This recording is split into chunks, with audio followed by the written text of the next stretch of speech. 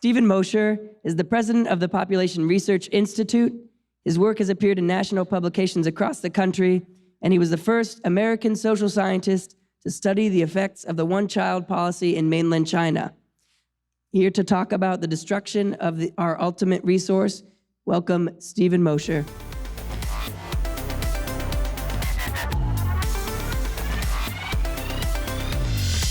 I am an international spy. I didn't make that up.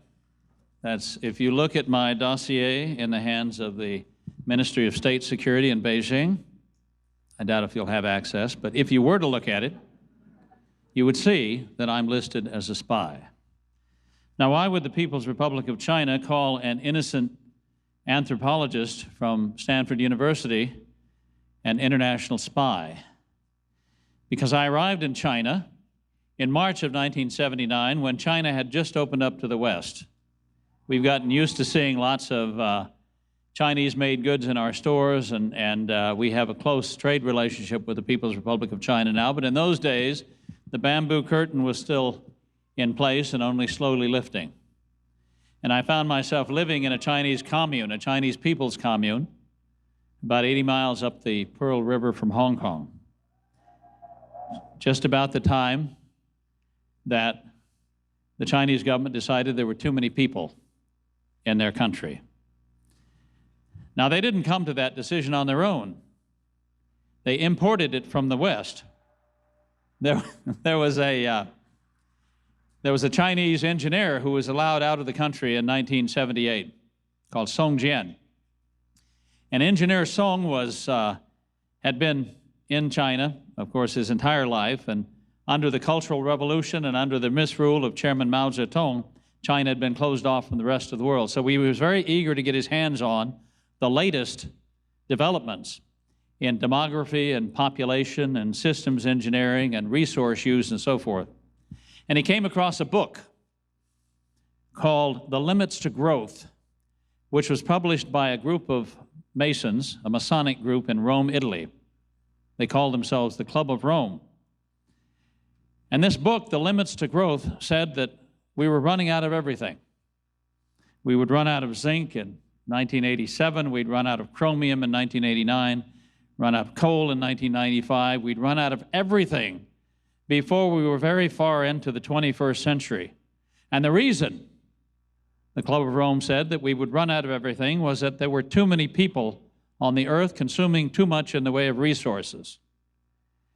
Well, Engineer Song thought he'd stumbled upon a gold mine. I mean, here was the latest in Western thinking about resources. And so he grabbed a copy and he took it back to China and he translated it into Chinese. And it was a sensation.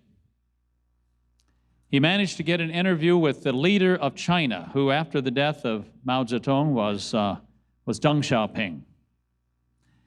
And he went to see Vice Premier Deng Xiaoping, and he said, Vice Premier Deng Xiaoping, we have a problem. There are too many people in China, and we're using up our resources too quickly. And the West says, the best science in the West tells us that we need to impose drastic population control programs on our population in order to avert catastrophe. Otherwise, we'll have complete economic, societal collapse within 70 years. And Vice Premier Deng said, what should we do, Engineer Song? And Engineer Song said, we should adopt a one-child policy. I was in China when the one-child policy began. It was a surprise to the pregnant women of the village I was living in when they were ordered to go to a population control meeting. They couldn't not go because if they refused to show up, they would be fined and imprisoned. So they all showed up to hear the local Communist Party leader, the Communist Party branch secretary, tell them that you women who are pregnant with your first child can continue your pregnancy, but don't think about having a second child. And you women here who are pregnant with a second or third or fourth child or higher order child should report to the commune headquarters tomorrow morning for an abortion. And that's exactly what they were told, and that's exactly what was required of them. There were 18 women from my village who were pregnant with second, third, and fourth children who were told their children were illegal. Now, they were quite surprised to learn this because 3 months before, or 6 months before, or 9 months before, when they had conceived these children with their husbands, it had been legal to have more than one child. Now, all of a sudden, the state was declaring it to be illegal and ordering them to have abortions. They went to the commune headquarters as directed, and there they were locked up. And they were told they would not be released until they had submitted to an abortion. Now, some of them went in voluntarily.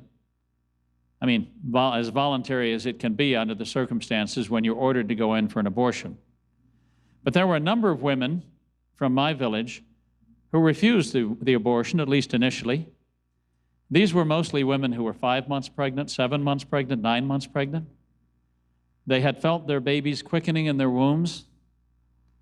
They knew that they were carrying a son or daughter that conceived in love, and they were looking forward to this new addition to their family. And they said, no, under no circumstances will we have an abortion.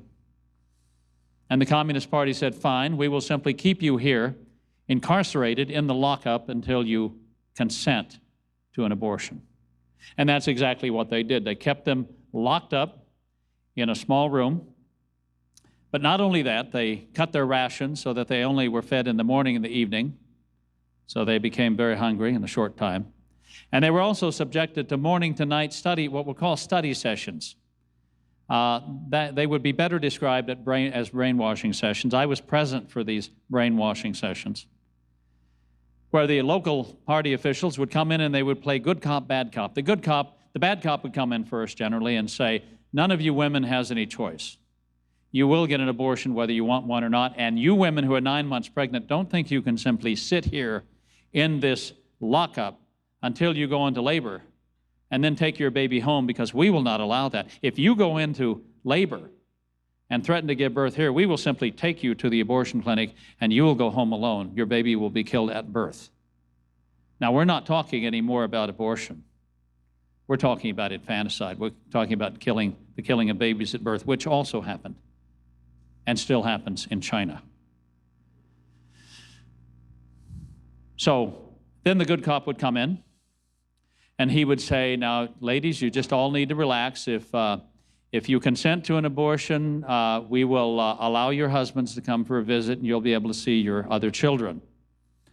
If you consent to an abortion, we'll take you home by car. You won't have to bicycle home or walk home. If you consent to an abortion, we'll give you a couple extra ration coupons for extra fish and meat. He was a good cop.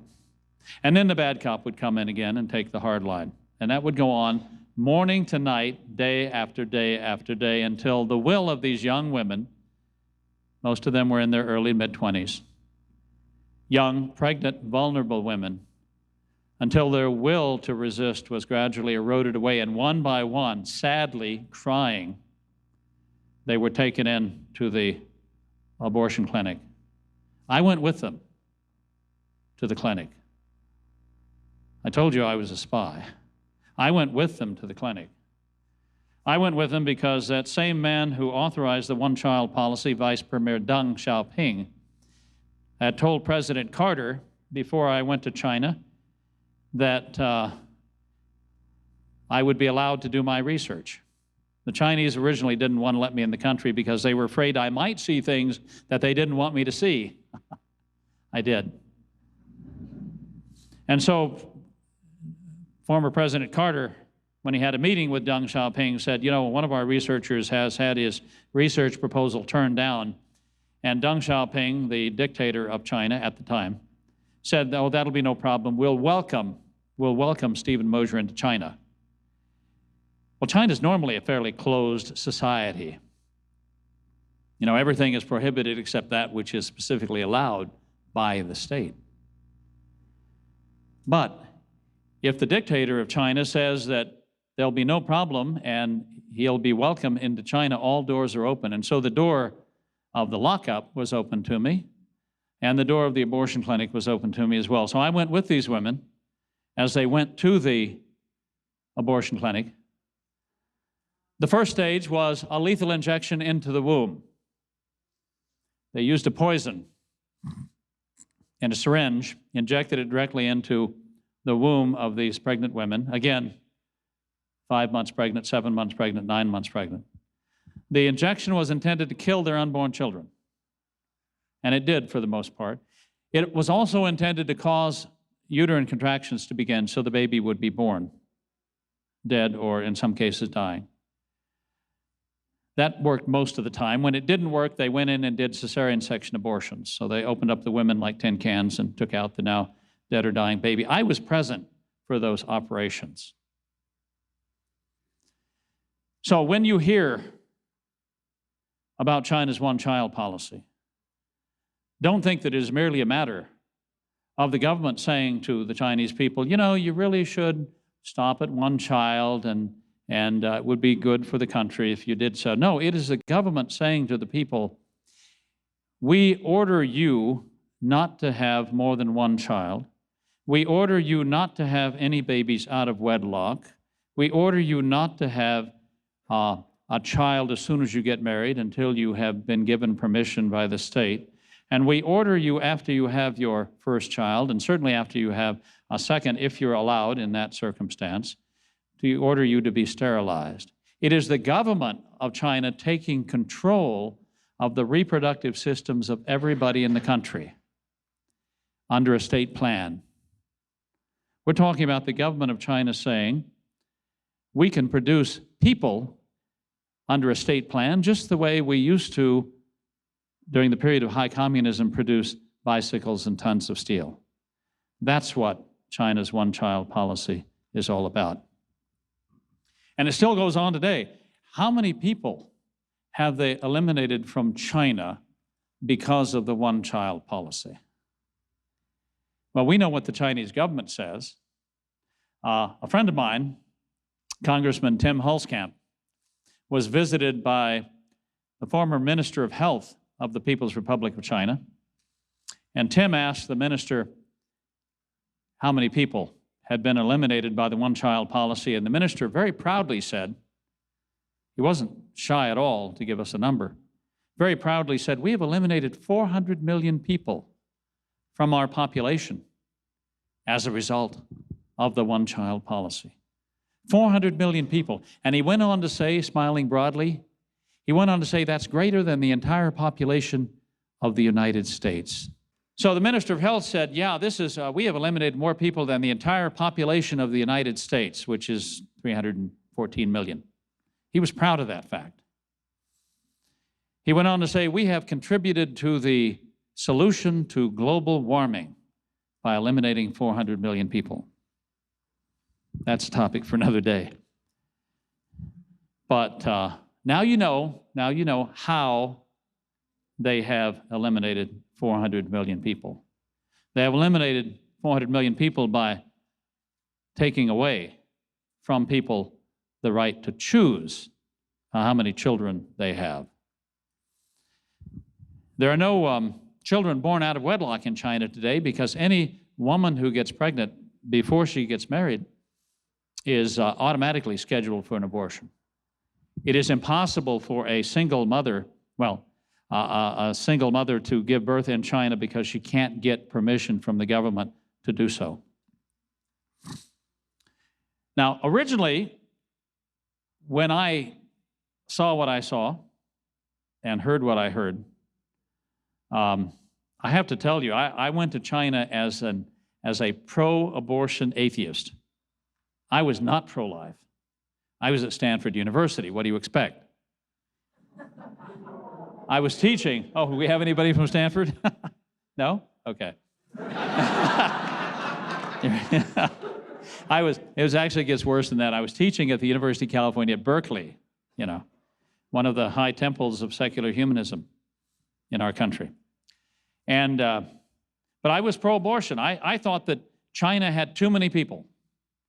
And I thought that it would be a good thing if the Chinese government got serious about controlling its population growth. I actually believed that stuff. And I was also an atheist. I thought that everything was just a a matter of random chance, that the universe had come into existence by random chance, that life had happened to develop on the third planet of a medium-sized star, 2/3 of the way out on the spiral arm of what we call the Milky Way galaxy by random chance, and that creatures evolved out of the swamps with consciousness and self-awareness by random chance. Can you imagine anything more ridiculous than that? I mean, it doesn't make any sense at all. Chance produces chaos and disorder. It doesn't produce order. It doesn't produce thinking human beings. But that's what I believed when I was in that operating room. I left that operating room with a very different set of beliefs. The first thing that happened when I witnessed a third trimester abortion, the abortion of a woman at 7.5 months, was that I realized for the first time what an abortion really was, because I had seen it with my own eyes. I had seen a woman cut open like a tin can and a dead baby removed from her body, a little boy, as it turned out. And I realized for the first time the horror of an abortion. I'd never really thought about it before. I had considered it to be a woman's issue, which is a very convenient position for a young man to take, isn't it? It's your problem, it's not my problem. You get pregnant, you take care of it. Well, I couldn't take that position anymore. I became pro-life, almost in the instance that I witnessed the death of that little child. And, you know, it took me a long time to come into the Catholic Church. It was not for another 10 years until in 1991, I came into the Catholic Church. But I've always been convinced that the Catholic teaching on the communion of saints is absolutely true. Because I believe that that little boy whose death I witnessed and the other children who died during the time I was in that abortion clinic witnessing those abortions, of course, went to the Father, were with the Father in heaven, and had been praying very fervently before the throne of God for my conversion. So the communion of saints was always very easy for me to believe in because it helped me get where I am today. The other thing that began to happen in that room, as I've already suggested, is I began to get an inkling about the true origin of the cosmos. You see, I had been at Stanford University, I had been a secular humanist. I rejected the notion of God. I had been a moral relativist, arguing that there were no absolute moral standards. 10 Commandments were a man-made set of principles, precepts. And ethics were situational. You couldn't always tell under all circumstances how one should behave. It depended on the circumstances. Everything, I believe, was shades of gray. There was no absolute good, no absolute evil. Everything was somewhere in between, murky. Well, I had seen an absolute evil. I had witnessed the death of a nearly full-term human being, only a few weeks away from being born, who with moderate care would have survived anyway at 7.5 months. And it was as if the pit of hell had opened up before me. I mean, this was the death of an innocent, a tiny son of Adam, who for no reason other than he was a second child was doomed to die. And I thought to myself, if such a great evil can exist, then either the universe is mad, or there must be a counterbalancing source of good. Right? If such a great evil can exist and there is no God, then we might as well eat, drink, and be merry, for tomorrow we die. Nothing makes any sense.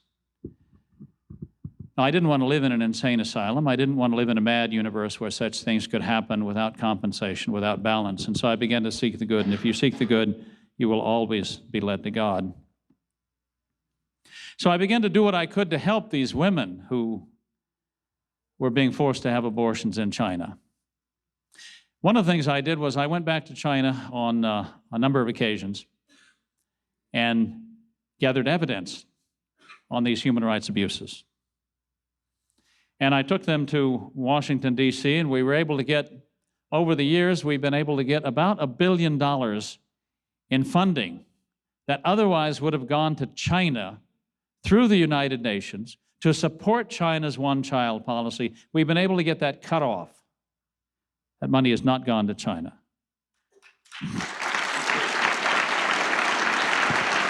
It's gone.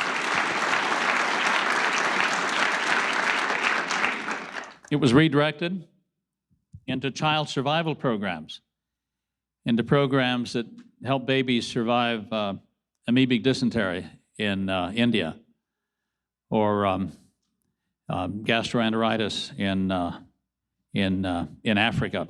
So it's been redirected to good things rather than bad. They come to the house. We hide them. We feed them. We give them clothing if they need it, and we help with the expenses of birth. When the population control police find you, you pack your bags and you head out. If your view of human beings is a positive one, then you're going to see this in an entirely different light. She said, I don't have one. I'm from Hong Kong. They didn't believe her. They took her to the hospital. It was only because her relatives found out about this and managed to get to the hospital before they gave her the lethal injection that she was scheduled for that her baby survived.